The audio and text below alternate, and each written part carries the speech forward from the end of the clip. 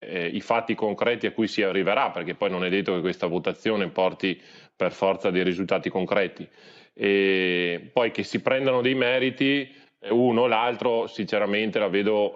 come una questione di propaganda. Insomma, è chiaro che ci sono sempre elezioni in vista, soprattutto nei singoli stati, dove è evidente che certe forze cosiddette alternative di destra, più o meno ufficialmente, oralmente alternative, possono fare dei grandi risultati. Insomma, i sondaggi lo dicono chiaramente, in Francia, anche in Italia stessa con Vannacci, e quindi il fatto che l'Europa ricorra un po', diciamo, ai ripari, corre ai ripari cercando di fare questa cosa, ma questo ovviamente non giustifica il fatto che finora non abbiano dato una risposta concreta, non solo sulla remigrazione, cioè sul mandare a casa chi non vuole stare qua o chi non c'è motivo che stia qua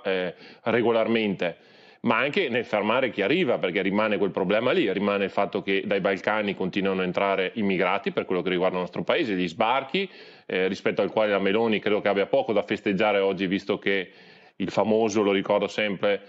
blocco navale, non è stato fatto assolutamente nulla, non hanno mai provato nemmeno a farlo, e questo è un dato di fatto. E quindi credo che la realtà, ripeto, sia il fatto di vedere poi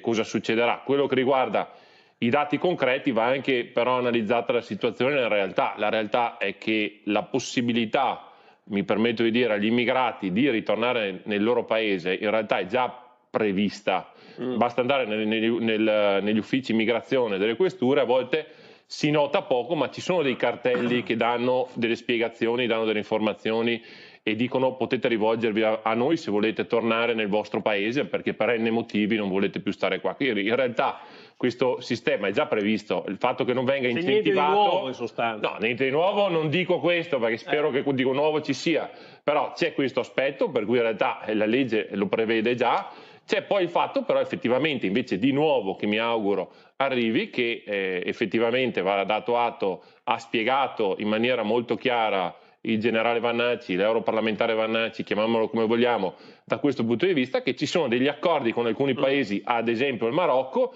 per cui si possono fare pochissime espulsioni